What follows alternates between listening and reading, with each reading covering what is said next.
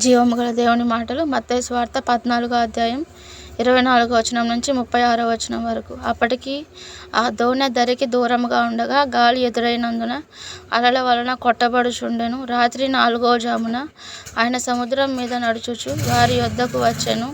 ఆయన సముద్రం మీద నడుచుట శిష్యులు చూచి తొందరపడి భూతమని చెప్పుకొని భయము చేత కేకలు వేసిరి. వెంటనే యేసు ధైర్యము తెచ్చుకొనుడి, నేనే, భయపడకుడని వారితో చెప్పగా, పేతురు, ప్రభువా, నీవే అయితే నీళ్ల మీద నడిచి నీ యొద్దకు వచ్చుటకు నాకు సెలవిమ్మని ఆయనతో అనెను. ఆయన రమ్మనగానే పేతురు దోణి దిగి యేసునొద్దకు వెళ్ళుటకు నీళ్ల మీద నడిచెను గాని గాలిని చూచి భయపడి మునిగిపోసాగి, ప్రభువా, నన్ను రక్షించమని కేకలు వేసెను.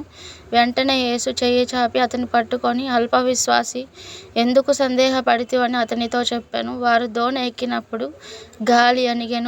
అంతటా దోణిలో ఉన్నవారు వచ్చి, నీవు నిజముగా దేవుని కుమారుడు అని చెప్పి ఆయనకు మ్రొక్కిరి. వారు అద్దరికి వెళ్ళి గెన్నెసరెతు దేశమునకు వచ్చిరి. అక్కడి జనులు ఆయనను గుర్తుపట్టి చుట్టుపట్ల ఉన్న ప్రదేశం అంతటికి వర్తమానం పంపి రోగులనందరినీ ఆయన యొద్దకు తెప్పించి, వీరిని నీ వస్త్రపు చెంగు మాత్రం ముట్టనిమ్మని ఆయనను వేడుకొనిరి. ముట్టిన వారందరూ స్వస్థత నొందిరి. దేవుడి వాక్యాన్ని ఆశీర్వదించునుగాక. ఆమేన్.